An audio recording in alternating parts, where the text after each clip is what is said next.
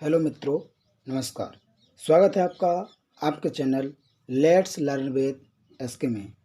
आइए आज हम जो यूपी ट्रिपल एससी का जो पीईटी का एग्ज़ाम पिछले वर्ष हुआ था 2021 में, उसका जो सेकंड पाली का पेपर था उसको आज हल करते हैं और देखते हैं कि हम कहाँ स्टैंड करते हैं और आज जानते हैं विद एनालिसिस।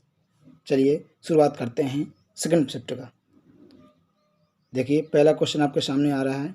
ये आपका देखिए सेकंड शिफ्ट ये प्रीवियस ईयर पेपर है आपका, और ये देखिए आपका पहला पेपर आता है, पहला क्वेश्चन आता है आपके सामने। पहला क्वेश्चन कह रहा है कि किस क्रम में निम्नलिखित जो क्वेश्चन है, किस क्रम में भारत आए। ये जो कुछ दार्शनिक हैं, भारत किस क्रम में आए, तो मैं आपको बता दूं कि सबसे पहले फाहियान आता है भारत। सबसे पहले भारत आता है फाहियान 402 बीसी में। 402 बीसी में फाहियान आता है। फिर आपका वैनसांग आते हैं, फिर आपके वैनसांग आते हैं 643 बीसी में। 643 बीसी में आपके वैनसांग आते हैं। और बाद सबसे लास्ट में आते हैं sir Thomas Roe. Sir Thomas Roe आते हैं सन 1616 में। सन 1616 में कौन आते हैं? टॉमस रो आते हैं। तो आपका क्रम क्या बनेगा? दूसरा, तीसरा और पहला। तो दूसरा, तीसरा, पहले के क्रम में आप देखिए आपके सामने ये रहा सी नंबर। सी नंबर जो आपका ऑप्शन है ये आपका बिल्कुल राइट आंसर है। तो अब पहले का ऑप्शन क्या है? सी। चलिए आगे देखते हैं। क्वेश्चन अगला दूसरा नंबर क्वेश्चन है कि सिराजुद्दौला किस युद्ध में अंग्रेजों से पराजित हुआ था? सिराजुद्दौला किस युद्ध में अंग्रेजों से पराजित हुआ था? तो थोड़ा सा जानते हैं कि सिराजुद्दौला किस युद्ध में पराजित हुआ था। तो प्लासी का युद्ध होता है सन 1757 में। अगर डेट की बात की जाए तो 23 जून 1757 को प्लासी का युद्ध होता है। जब प्लासी का युद्ध होता है, इस डेट को जरूर याद रखिएगा। प्लासी का युद्ध जो सन 1757 में होता है, उसमें अवध के नवाब सिराजुद्दौला, बंगाल के नवाब सिराजुद्दौला, अवध के नवाब और हमारे रॉबर्ट क्लाइव, इनके मध्य युद्ध होता है। अब युद्ध होता है तो सिराजुद्दौला जो है षड्यंत्र का शिकार हो जाते हैं, और जो उनके साथी थे जो लड़ने वाले जो उनके साथ में थे साथी थे, वो धोखा दे देते हैं और सिराजुद्दौला को अकेला ही छोड़ देते हैं और जा करके वो रॉबर्ट क्लाइव से मिल जाते हैं। ये प्लासी का युद्ध हुआ था सन 1757 में। उसमें जब ऐसा पाते हैं सिराजुद्दौला, तो वह देखते हैं कि उनकी सेना लगभग अपना मनोबल खो चुकी थी और इस प्रकार से वो क्लाइव से हार जाते हैं। तो आपका आंसर क्या लगेगा? प्लासी का युद्ध। क्या लगेगा आंसर? प्लासी का युद्ध, जो कि कब हुआ था? सन 1757, 23 जून सन 1757 को। अच्छा, जो उनका साथी थे उसका नाम अगर पेपर में आ जाए तो मीर जाफर याद रखिएगा, मीर जाफर याद रखिएगा। और इस युद्ध से ही भारत गुलामी में जकड़ना शुरू हो गया था। क्वेश्चन आता है कि भारत का ऐसा कौन सा युद्ध हुआ था, या मतलब भारत में ऐसा कौन सा युद्ध हुआ था जिसमें अंग्रेजों ने भारत को गुलाम करना शुरू कर चुके थे। तो दो इसके ऑप्शन बनते हैं। एक बक्सर के युद्ध जो 1764 में हुआ था, एक ऑप्शन ये बनता है आपका। और प्लासी का युद्ध आपको बनता है जो सन 1757 में हुआ था। तो अगर आपको बक्सर का युद्ध मिल जाए तो आप बक्सर लगा दीजिएगा, और यदि आपको प्लासी मिल जाए तो प्लासी लगा दीजिए। और यदि प्लासी और बक्सर दोनों मिल जाए तो आप निश्चित रूप से बक्सर ही लगाइएगा कि किस में युद्ध में लगभग गुलाम भारत हो गया, तो बक्सर। चलिए अगला क्वेश्चन देखिए, तीसरे नंबर का क्वेश्चन है तीसरा कि इनमें से कौन हड़प नीति का कट्टर समर्थक है? हड़प नीति का मतलब था कि यदि किसी भी राजा के संतान नहीं है, यानी पुत्र नहीं है, तो उसकी संपत्ति पर सिर्फ और सिर्फ अंग्रेजी हुकूमत का अधिकार हुआ करता था, ब्रिटिश ईस्ट इंडिया कंपनी का अधिकार होगा। यह थी हड़प नीति। जो कौन लेकर आया था? हमारे लॉर्ड डलहौजी लेकर आए थे। इसको भी याद रखिएगा, लॉर्ड डलहौजी इस हड़प नीति को लेकर आते हैं। चलिए अगला क्वेश्चन, चौथा क्वेश्चन देखिएगा। धनवंतरी, भारतीय इतिहास में धनवंतरी कौन थे? तो आप देखते हैं कि बहुत सारी दवाइयाँ आती हैं जिनमें धनवंतरी लिखा होता है। जो बैद्यनाथ के धनवंतरी आते हैं, तो धनवंतरी का मतलब दवाइयाँ कौन करता है? डॉक्टर करता है। डॉक्टर में उसको क्या कहते हैं हम लोग हिंदी में? चिकित्सक कहते हैं। तो याद रखिए, देखिए आपका ऑप्शन बी है। देखिए कि चंद्रगुप्त विक्रमादित्य की सभा को सुशोभित करने वाला प्रसिद्ध कौन?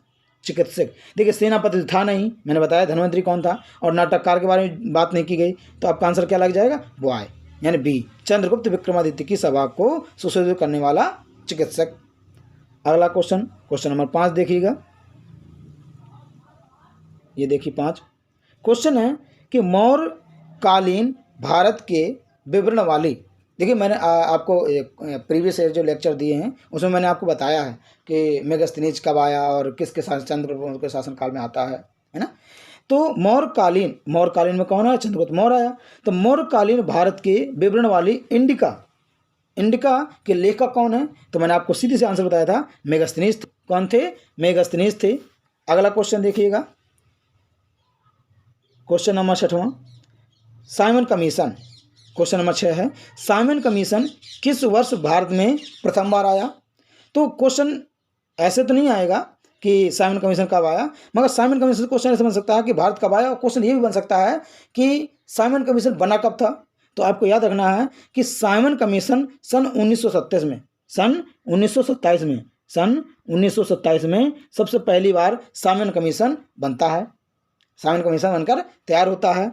और 1928 में भारत आता है। कब आता है? तो 1928 में भारत आता है। अच्छा, भारत आया, ये कब आया? तो 3 फरवरी 1928 को आया। अच्छा, इसके जो अगर बात करें सदस्य संख्या कितनी थी, तो इसके सदस्यों की संख्या कितनी थी? 9। इसमें 9 सदस्य आए थे। और इसके जो अध्यक्ष थे वे थे आपके सर जॉन साइमन इसके कौन बने? अध्यक्ष बने। सर जॉन साइमन इसके अध्यक्ष बने। चलिए अगला क्वेश्चन देखते हैं। अच्छा, एक क्वेश्चन इसका बहुत महत्वपूर्ण है कि साइमन कमीशन का सबसे ज़्यादा विरोध किसने किया था? तो विरोध तो बहुत लोगों ने किया था, मगर लाला लाजपत राय का नाम हमारा अग्रणी रूप से लिया जाता है। तो लाला लाजपत राय ने इनका बहुत ज़्यादा विरोध किया, और वहाँ उसी दौरान उनकी लाठी चार्ज हो जाती है, और उनकी काफ़ी सारी लाठी उनके बदन में पड़ती हैं, सर पर पड़ जाती हैं। तो कुछ दिन बीमार पड़ जाते हैं, घायल हो जाते हैं, और अंततः वो मृत्यु को प्राप्त हो जाते हैं। तो ये क्वेश्चन बहुत याद रखिएगा। और साइमन कमीशन कब आया भारत में? तो 1928 में आया। चलिए अगला क्वेश्चन देखिए, कल मैंने आपको एक मतलब कांग्रेस अधिवेशन से एक टॉपिक दिया था आपको, मैंने बहुत समझाने की कोशिश की, छोटे से प्रयास किया था। तो उसमें मैंने आपको कांग्रेस के महत्वपूर्ण अधिवेशन समझाए थे। देखिए अब उसी को सेशन से आपके देखिए, अगर आप देखेंगे तो पता चलेगा आपको। तो भारतीय राष्ट्रीय कांग्रेस द्वारा किस अधिवेशन में, मैंने समझाया इसको, किस अधिवेशन में पूर्ण स्वराज यानी पूर्ण स्वतंत्रता का मांग की गई थी? तो आपका आंसर रहेगा बॉय यानी कि बी, लाहौर अधिवेशन जो कि 1929 में हुआ था। इसमें हमारे जो जवाहरलाल नेहरू थे उन्होंने इसकी अध्यक्षता करी थी, और कहा था कि अब हमको स्वराज नहीं चाहिए, अब हमको पूर्ण स्वराज चाहिए। तो इसका आंसर क्या रहेगा आपका? बी यानी कि लाहौर। चलिए अगला क्वेश्चन देखिए, अगला क्वेश्चन नंबर 8 है। अगला क्वेश्चन नंबर है, इसमें अगर थोड़ा सा यदि गौर करेंगे तो एक आंसर आपको मिल ही जाएगा, जैसे कि इसमें लिखा गदर पार्टी।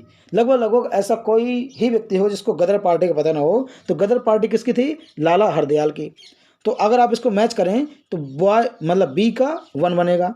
तो आप इसमें देखिए बी का 1 किस में, तो आप देखते हैं कि ओनली बी ही एक ऑप्शन है जिसमें ओनली बी नंबर पे 1 दिया हुआ है। इसको देखिए, ओनली एक ही ऐसा ऑप्शन है जिसमें बी 1 दिया है। तो आपका एक ही आपके पॉइंट से आंसर सही हो जाता है, मगर हम जानते हैं सभी के बारे में। अच्छा, गदर पार्टी हमारे लाला हरदयाल हो गया। तो इंडियन नेशनल आर्मी किसने बनाई? तो इंडियन नेशनल आर्मी बनाई थी आपके सुभाष चंद्र बोस ने। इंडियन नेशनल आर्मी किसने बनाई थी? सुभाष चंद्र बोस ने बनाई थी। गदर पार्टी किसने बनाई थी? आपकी लाला हरदयाल ने। मित्र मेला किसने बनाया था? ये BD सावरकर ने बनाया। Home rule league Annie Besant ने बनाया था। इसको याद रखिएगा, बहुत ही महत्वपूर्ण क्वेश्चन है। चलिए अगला क्वेश्चन देखते हैं, क्वेश्चन नंबर 9।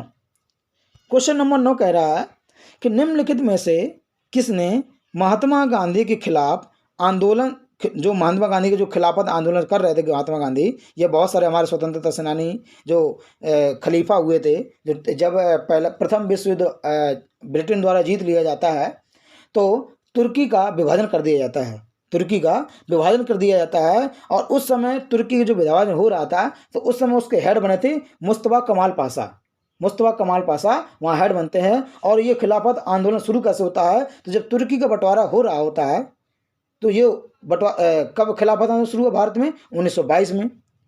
तो महात्मा गांधी ने इसमें बढ़ चढ़ कर हिस्सा लिया, और जब बढ़ चढ़ कर हिस्सा लिया तो इसका विरोध करने कौन आ गए? मोहम्मद अली जिन्ना। तो आपका आंसर क्या रहेगा? मोहम्मद अली जिन्ना। तो क्वेश्चन समझिएगा अच्छे से। महात्मा गांधी के खिलाफत आंदोलन से जुड़ने का विरोध किसने किया था? तो आपका आंसर आएगा मोहम्मद अली जिन्ना। चलिए अगला क्वेश्चन देखिए, क्वेश्चन नंबर 10। क्वेश्चन नंबर 10 कहता है निम्नलिखित में से कौन सा क्रांतिकारी संगठन काकोरी षड्यंत्र केस में शामिल था? तो none other than Hindustan Republic Association. एक ही ऐसा आंसर है आपका जो है। अच्छा, जो हिंदुस्तान, इसको कहते हैं HRA, जब इसका नाम था हिंदुस्तान रिपब्लिकन एसोसिएशन। आगे चल के यही HSRA बन जाता है। आगे चल के यही HSRA बन जाता है। इसमें S फॉर सोशलाइजेशन या सोशलिस्ट, ये, और इसमें भगत सिंह आकर के जुड़ जाते हैं, चंद्रशेखर आजाद और भगत सिंह आके जुड़ जाते हैं।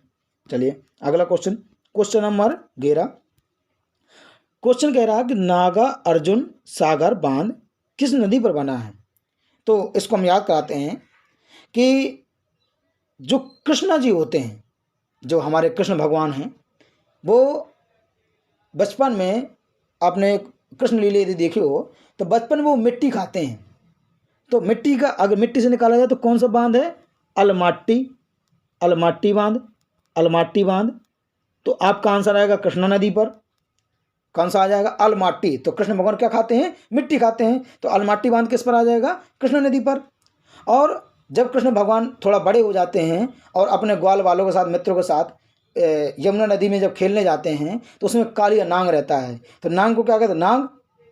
तो नांग को धराशाही करके उस पर डांस कौन करते हैं? कृष्ण भगवान। तो नाग अर्जुन, समझ रहे हैं बात को? या कह सकते हैं कि अर्जुन को उपदेश किसने दिए? तो कृष्ण ने। अर्जुन को महाभारत में सर्वाधिक उपदेश किसने दिए? तो कृष्ण ने दिए। तो नाग अर्जुन सागर डैम किस पर हुआ? कृष्णा नदी पर। और अलमाटी बांध किस पर हुआ? तो कृष्णा नदी पर। बताइए, क्वेश्चन आया। चलिए अगला question, question number 12। Question number 12 कह रहा है कि माउंट एवरेस्ट पर प्रथम चढ़ाई किस वर्ष की गई? माउंट एवरेस्ट पर प्रथम चढ़ाई किस वर्ष की गई? तो आपका आंसर आएगा 1953। अगर डेट की बात की जाए तो 29 मई 1953 को न्यूजीलैंड के जो नागरिक थे, जिनका नाम था एडमंड हिलेरी, सर्वप्रथम उन्होंने चढ़ाई की। अगर नेपाली भारतीय पूछें कि जो मतलब भारतीय मूल के नेपाली कौन थे, तो भारतीय मूल के जो नेपाली थे हमारे, उनका नाम है तेनजिंग नार्वे। कौन? तेनसिंग नार्वे। इसको याद रखिएगा, बहुत अच्छा क्वेश्चन है। चलिए अगला क्वेश्चन देखते हैं। अगला क्वेश्चन है आपका question number 13। Question number 13, Bharatpur में स्थित पक्षी अभ्यारण्य या राष्ट्रीय उद्यान का नाम क्या है? तो भरतपुर आपका कहाँ पर है? राजस्थान में है।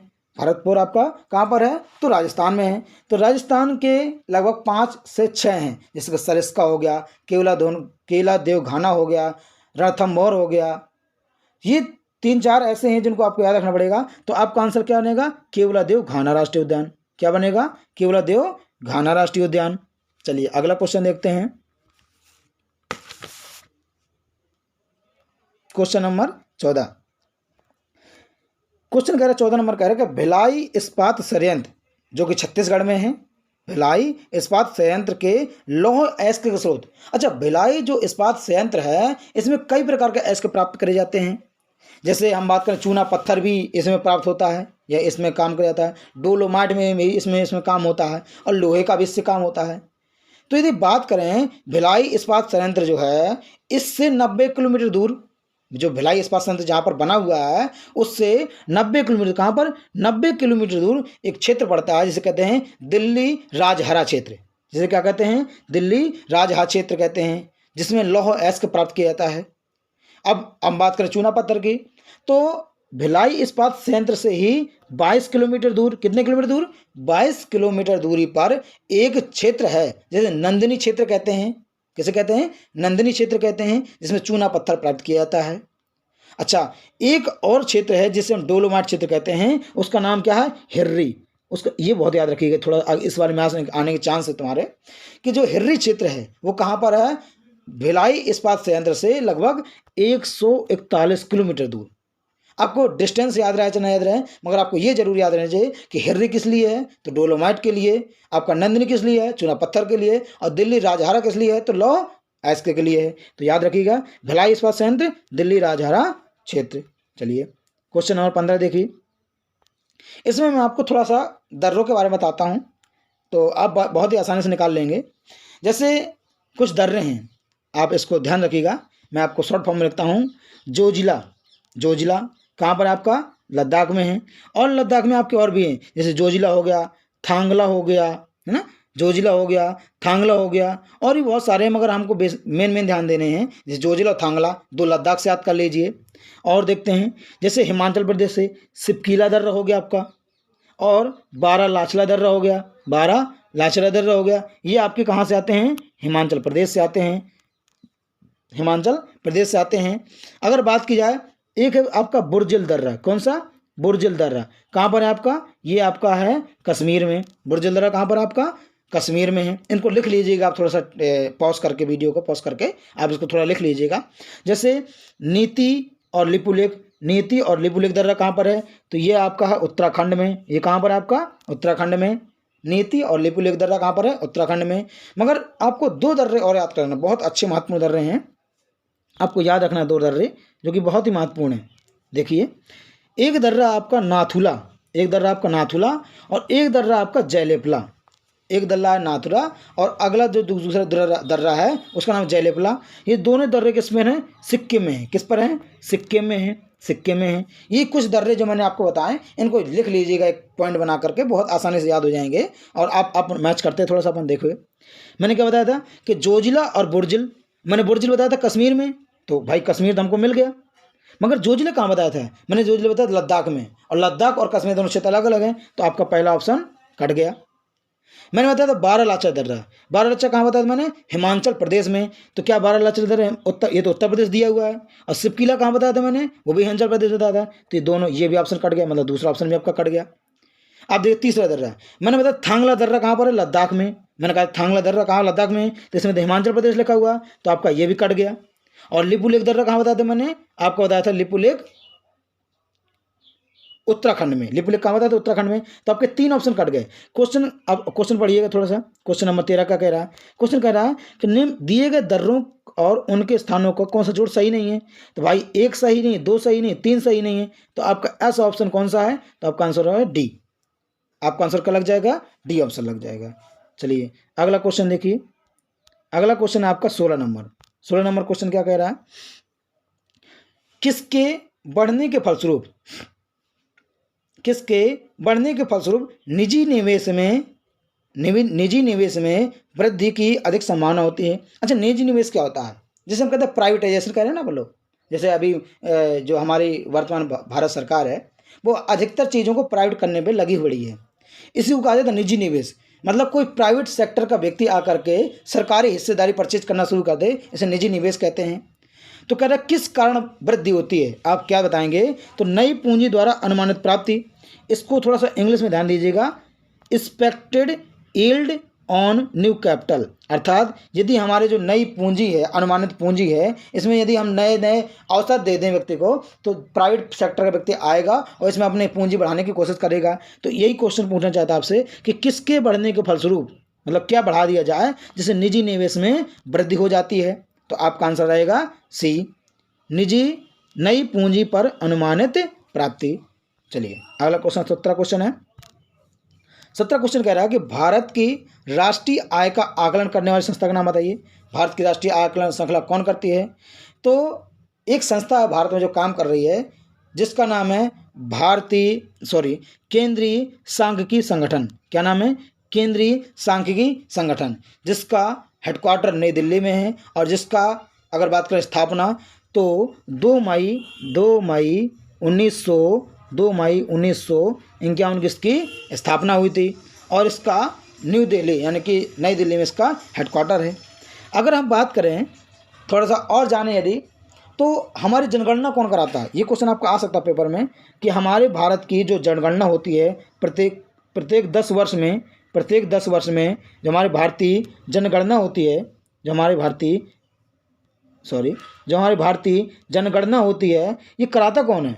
तो आप इसका आंसर याद रखना पड़ेगा, हमारा जो वित्त मंत्रालय जो हमारा गृह मंत्रालय है, वह हमारे भारतीय जनगणना कराता है, जो कि प्रत्येक 10 वर्ष में होती है। और सबसे पहले सन 1872 में लॉर्ड मेयो के शासनकाल में हुई थी। चलिए आगे जानते हैं क्वेश्चन नंबर 18। हाँ चलिए क्वेश्चन नंबर 18 देखते हैं। क्वेश्चन नंबर 18 कह रहा है कि सेवा क्षेत्र का दूसरा नाम क्या है? मैं थोड़ा सा आपको कुछ क्षेत्र बताता हूँ कि हमारे भारत में या किसी भी देश में क्षेत्र कैसे बताए जाते हैं कि कौन से क्षेत्र में कौन सी चीज़ आती हैं। तो मैं आपको थोड़ा सा जानकारी देता हूँ कि यदि जो कृषि क्षेत्र है, जैसे हमारा गेहूँ उगता है, चावल उगता है, हमारे दाल उगती हैं, हमारे जो दालों से संबंधित सारी चीज़ें हैं, अर्थात जो भी चीज़ें हैं जो पृथ्वी से रॉ मटेरियल के रूप में प्राप्त की जाती हैं उन्हें हम प्राथमिक क्षेत्र कहते हैं। क्या कहते हैं हम लोग? प्राथमिक क्षेत्र कहते हैं। और जिनमें जो हमारे प्राथमिक क्षेत्र से उत्पन्न हुए पदार्थ हैं, यदि उनको हम कंपनियों के माध्यम से उनको रिफाइन करें तो उसे हमें द्वितीयक क्षेत्र कहते हैं। क्या कहते हैं? सेकेंडरी क्षेत्र कहते हैं, द्वितीयक क्षेत्र कहते हैं। यदि अच्छा एग्जाम्पल समझाता हूँ आपको। जैसे कि मान लो कि पृथ्वी से हमने लौह अयस्क प्राप्त किया। अच्छा लौह अयस्क को जब प्राप्त किया तो ऐसा तो है नहीं कि हमने ज़मीन की खुदाई करी और हमारा लोहा ही लोहा मिल गया, वो और के रूप में मिलता है, अयस्क के रूप में मिलता है। तो जो अयस्क के रूप में हमको लोहा मिला तो वही लोहा ले जाकर हमने फैक्ट्री में जाकर उसको डंप कर दिया। और फैक्ट्री में जो कंपनियां लगी थी, देखो जो हमने लोहा प्राप्त किया था ना, अयस्क प्राप्त किया था, वो प्राथमिक क्षेत्र में आ गया। अरे और जो अयस्क प्राप्त करके जो कंपनियों में ले गए, कंपनियों के माध्यम से जो मशीनरी लगा करके और हमने सही किया, साफ सुथरा किया और लोहा प्राप्त कर हमारा द्वितीयक सेक्टर। अब लोहे से गाड़ियाँ बनी।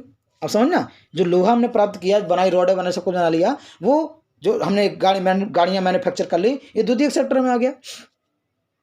अच्छा अब गाड़ियां जब बन के तैयार हो चुके हैं तो गाड़ियां भाई रोड में चलेंगी। अब रोड में चलेंगी तो खराबी भी आएगी, खराबी आएंगे तो भाई दोबारा से कस्टमर केयर के पास ये मतलब रिनोवेशन करने जाएंगी, सही होने जाएंगी। जब सही होकर गाड़ी वापस आएंगी तो आपके पास एक कॉल आती है, हेलो सर, क्या आपकी गाड़ी सही चल रही है? जो हमने सही किया उसमें आप संतुष्ट हैं? जो आपके थर्ड सेक्टर बताए ना, तो तीसरा क्षेत्र है, अर्थात उसी को सेवा क्षेत्र कहते हैं। अर्थात किसी व्यक्ति को यदि हमने अपने कुछ लागत ना दे करके, कुछ अपना खर्च ना करके और अपने माध्यम से एक ऐसी सेवा दे दी जिससे व्यक्ति को थोड़ा सहूलियत हो गई, उसे सेवा क्षेत्र कहते हैं। इसलिए जो सेवा क्षेत्र होता है उसे थर्ड सेक्टर कहते हैं। क्या कहते हैं? तृतीय क्षेत्र कहते हैं। याद रखिएगा इसको, तृतीय क्षेत्र को सेवा क्षेत्र कहते हैं। चलिए अगला क्वेश्चन देखिए, 19 नंबर क्वेश्चन देखिए। 19 नंबर क्वेश्चन क्या कर रहा है? भारत में श्वेत क्रांति के जनक के रूप में कौन जाना जाता है? भारत में श्वेत क्रांति के जनक के रूप में कौन जाना जाता है? तो भारत में श्वेत क्रांति के जनक कहलाते हैं डॉक्टर वर्जिस कुरियन। डॉक्टर वर्जिस कुरियन। अगर हम बात किया है तो श्वेत क्रांति की यदि बात की जाए तो डॉक्टर वर्जिस कुरियन लेकर आते हैं। अच्छा क्यों? क्रांति के मतलब क्या है? क्रांति का अर्थ होता है, अच्छा क्रांति कभी मतलब ये मत समझ लेना कि हमने तलवार भाले निकाल ली और लोगों से लड़ना शुरू कर दिए। ये जो श्वेत क्रांति, हरित क्रांति, इंद्रधनुष क्रांति, जो कई विभिन्न प्रकार की क्रांतियाँ भारत में चली, वो एक अलग प्रकार से क्षेत्र में चली। श्वेत क्रांति कब चलाएगी? तो हमारे भारत में सन 70 के दशक में, अर्थात 1970 के दशक में हमारे यहाँ लगभग दूध की बहुत ज़्यादा कमी हो गई। जब दूध की बहुत ज़्यादा कमी हुई तो हमारे एक वैज्ञानिक हुए जिनका नाम था डॉक्टर वर्जिस कुरियन। उन्होंने नई नई पशुओं के नस्लों को बनाया या नई नई पशुओं को डेवलप करने की बात की और उससे हमारे दूध में बड़ी एक मतलब जितना हम उत्पादित कर रहे थे उससे हम कई गुना उत्पादन ज़्यादा करना शुरू कर दिए। और हमारा भारत आज विश्व में नंबर 1 है, अग्रणी देश है जो दूध उत्पादन में नंबर 1 हासिल प्राप्त किए हुए, और इसी को ऑपरेशन फ्लड भी कहा जाता है। तो याद रखिए इस क्वेश्चन को, डॉक्टर वर्जिस कुरियन कहलाएंगे। अगला क्वेश्चन देखिए, 20 नंबर क्वेश्चन। अगला क्वेश्चन आपका कि भारत में आर्थिक सुधार हुए। अगर हम बात करें भारत में जब आर्थिक सुधार हुए तो सन 90 के दौर में, सन 85 से 90 के दौर में जब इंदिरा गांधी जी हमारी एक्सपायर हो गए 84 में, तो उस दौरान हमारे यहाँ बड़ा अकाल सूखा सा पड़ने लगा। और लगभग अगर हम बात कहें तो सन 90-91 के दौर में, सन 90 के दौर में यदि बात की, सन 1990 की बात बताएं तो हमारे देश के पास मात्र 15 दिन का ही फॉरेक्स बचा था जिससे कि हम विदेशों से अपनी चीज़ों को आयात कर सकते थे, यानी कि मात्र 15 दिन का ही। अच्छा आप कल्पना करिए किसी व्यक्ति के पास मात्र जीवन जीने के लिए मतलब कि मात्र 15 दिन का ही पैसा बचा हो तो बताइए वो व्यक्ति कितना व्याकुल हो जाएगा कि यार बताइए 15 दिन में बात करूँगा क्या। जब इस प्रकार का दौर आया तो हमारे एक प्रधानमंत्री हुए जिनका नाम था पीवी नरसिम्हा राव।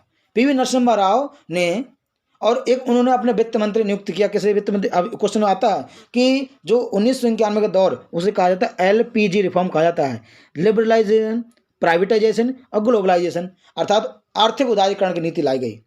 और जब आर्थिक उदारीकरण की नीति लाई गई तो उस समय प्रधानमंत्री बने पीवी नरसिम्हा राव। आपका आंसर तो ये सही हो गया। मगर क्वेश्चन आता है वित्त मंत्री कौन बने, तो डॉक्टर मनमोहन सिंह। डॉक्टर मनमोहन सिंह आपके वित्त मंत्री बने। कौन बने आपके, ये वित्त मंत्री बने। चलिए आगे देखते हैं। सॉरी दोस्तों, थोड़ा सा ध्यान देते हैं।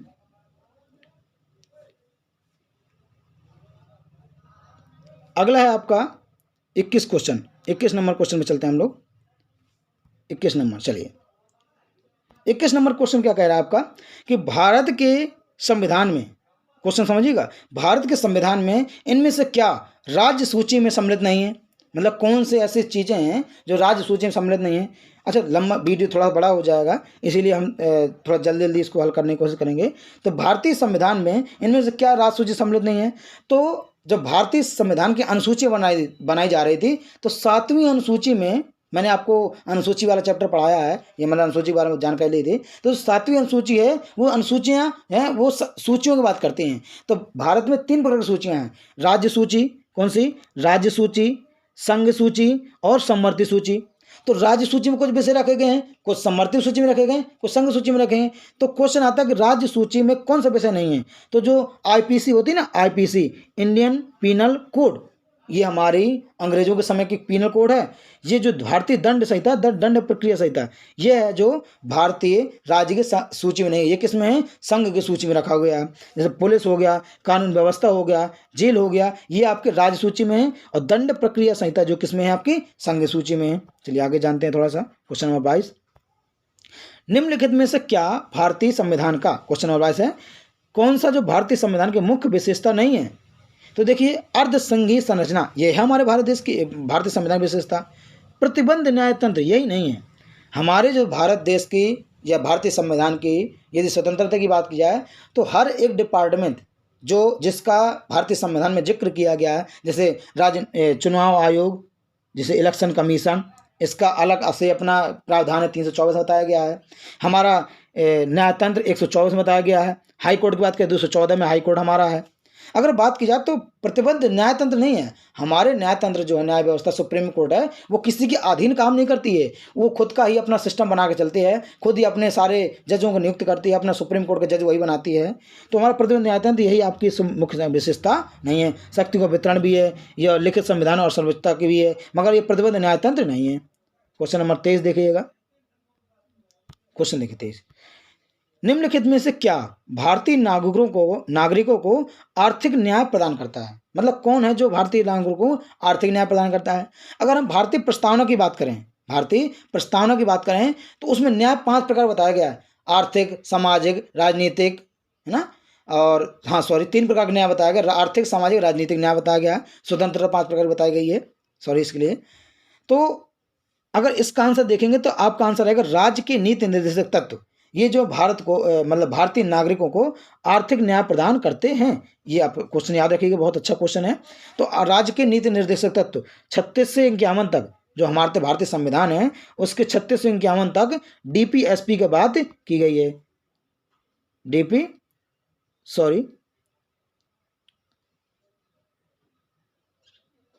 हाँ सही है, सही, 36 से 51 तक डीपीएसपी की बात की। DPSP, directive principle state policy, 36 से 51 तक हमारे डीपीएसपी की बात की गई है। तो आपका आंसर आएगा सी। अगला क्वेश्चन देखिए 24 नंबर, भारतीय संविधान का कौन सा अनुच्छेद, भारतीय संविधान का कौन सा अनुच्छेद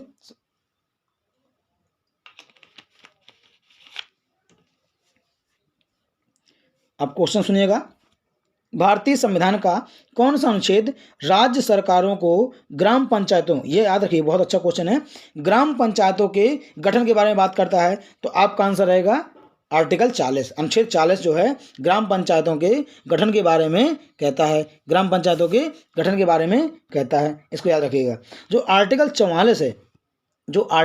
44 है, इसमें है समान नागरिक समान नागरिक सिविल संहिता, समान नागरिक सिविल संहिता, यूनिफॉर्म सिविल कोड इंग्लिश में कहें इसको तो यूनिफॉर्म सिविल कोड। तो हम कहते हैं समान, जैसे देखो कहते हैं समान नागरिक सिविल संहिता, तो देखिए जो चार चार समान जैसे दिखाई दे ना, इसको कैसे याद करेंगे, तो चार चार कैसे हैं, समान है।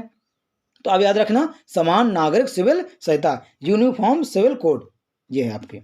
और सबसे पहला राज्य है गोवा, सबसे पहला राज्य ऐसा है गोवा जिसमें समान नागरिक सिविल संहिता कार्य करती है। यह लगभग पूरे भारत में लागू करने की बात की जा रही है। चलिए अगला क्वेश्चन देखते हैं 25 नंबर, त्रिस्तरीय पंचायत, त्रिस्तरीय, अगला क्वेश्चन आपका कि त्रिस्तरीय पंचायती राज व्यवस्था का विचार किसने रखा था, तो आपका आंसर रहेगा बलवंत राय मेहता कमेटी।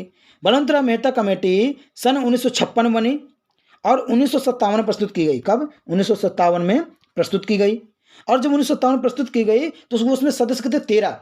उन्होंने कहा कि भारत में 3 प्रकार का स्तरीय होना चाहिए, मतलब कि जब यदि लोकतंत्र का विकेंद्रीकरण कर रहे हों, मतलब डिसेंट्रलाइजेशन कर रहे हो लोकतंत्र का, तो उसमें 3 प्रकार के मतलब 3 प्रकार से बनाया जाए, जैसे ग्राम पंचायत स्तर पर, जिला पंचायत स्तर पर और क्षेत्र पंचायत स्तर पर। तो तीन स्तरीय पंचायत की बात की है बलवंत राय कमेटी में। चलिए अगला क्वेश्चन देखते हैं हम लोग, क्वेश्चन नंबर 26। क्वेश्चन 26 आपका कि बिजली का प्रवाह सर्किट में, इस क्वेश्चन में आपको सबको फुल मार्क्स दिया गया था क्योंकि आयोग ने इसका आंसर मतलब इसका आंसर मैं फुल मार्क्स दिया था आयोग ने इसको। तो आपका आंसर इसमें रहेगा जब स्विच चालू होने पर, अगर बिजली का प्रवाह हमें सर्किट में कब होता है, जैसे मान लीजिए कोई भी, मान लीजिए ये परपथ बना हुआ आपका ये ऐसे, ये मान लो यहाँ पर हमने एक कुंजी लगा दी इस प्रकार से, अगर कुंजी हम बंद कर देंगे तो क्या बिजली का प्रवाह होगा क्या, यदि कुंजी को हम चालू करते हैं तो धारा का प्रवाह होता रहेगा बराबर। इसलिए आपका स्विच चालू होने पर ही हमारा बिजली का प्रवाह होगा। तो कब होगा, तो स्विच चालू होने पर बिजली का प्रवाह होगा। अगला क्वेश्चन देखिए 27 नंबर। 27 नंबर क्वेश्चन कह रहा है कि प्रतिरोध का ऐसा ही मात्रक क्या है, प्रतिरोध जो धारा को रोकने का प्रयास करता है उसे प्रतिरोध कहते हैं। अच्छा, प्रतिरोध का मतलब क्या होता है, जो प्रतिरोध करे, जो हमारा विरोध करे, अर्थात जो धारा का विरोध करे, जो धारा का विरोध उसे प्रतिरोध कहते हैं। और प्रतिरोध का मात्रक क्या है आपका, ओम। क्या है आपका प्रतिरोध का मात्रक, ओम। धारा का मात्रक क्या है, एम्पियर।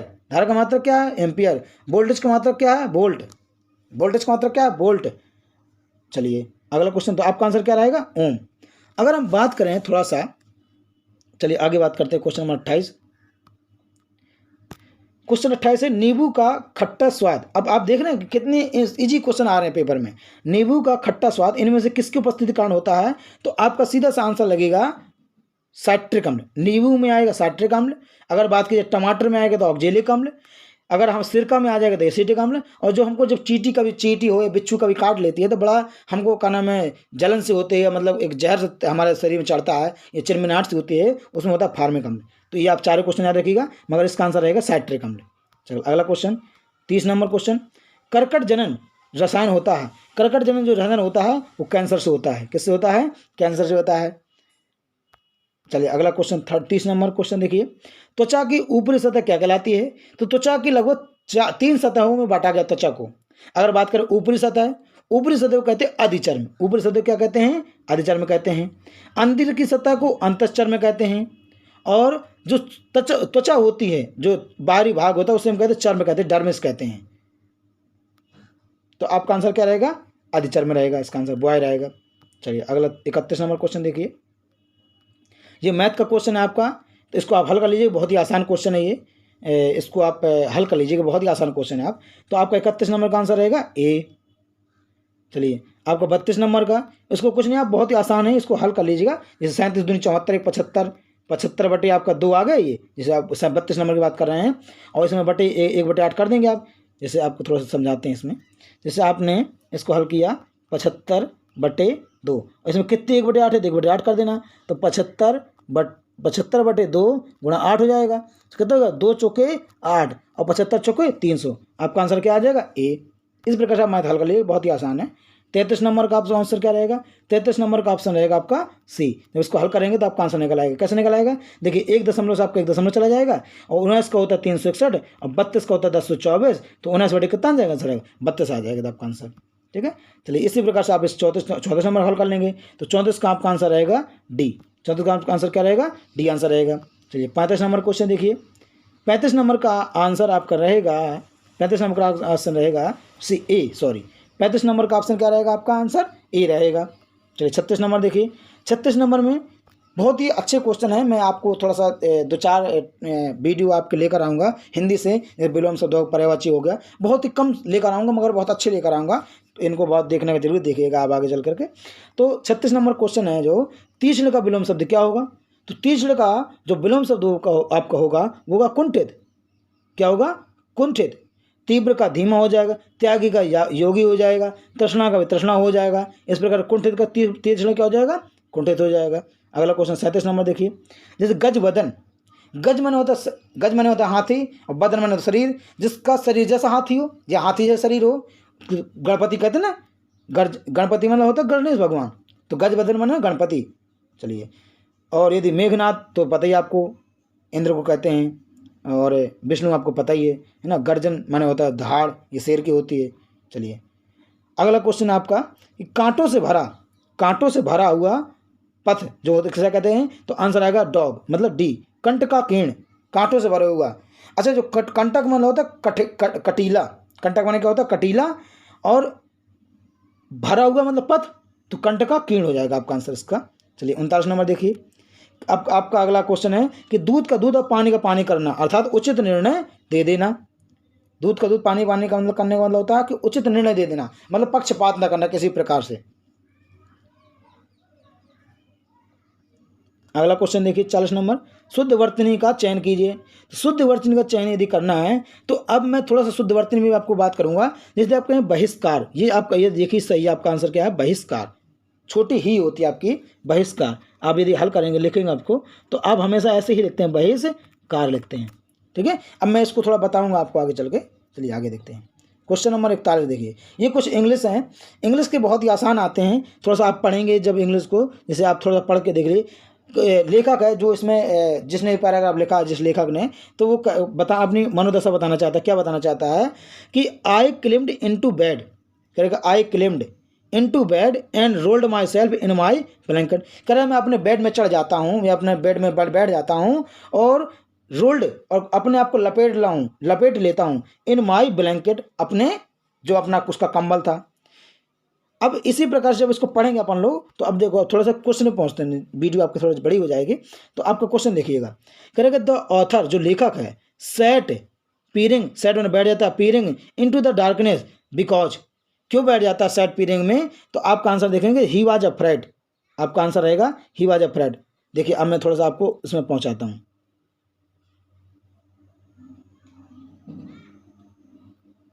आप देखिए, अब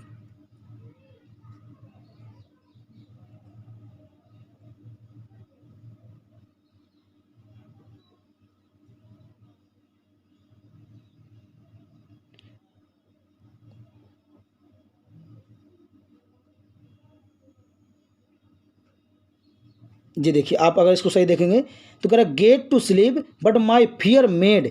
ये क्या लिखा? फियर मीन्स क्या होता है? भय।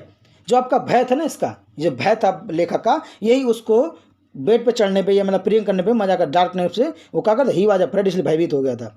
चलिए अगला क्वेश्चन देखिए। अगला क्वेश्चन आपका 42 नंबर क्वेश्चन क्या कर रहा है कि the author jumped out of bed because, क्योंकि। जब आप इसको देखेंगे तो आपका आंसर इसका आएगा C, a cold breeze blew past his face. अगर थोड़ा इसको वापस कर देखेंगे तो देखिए आप इसको,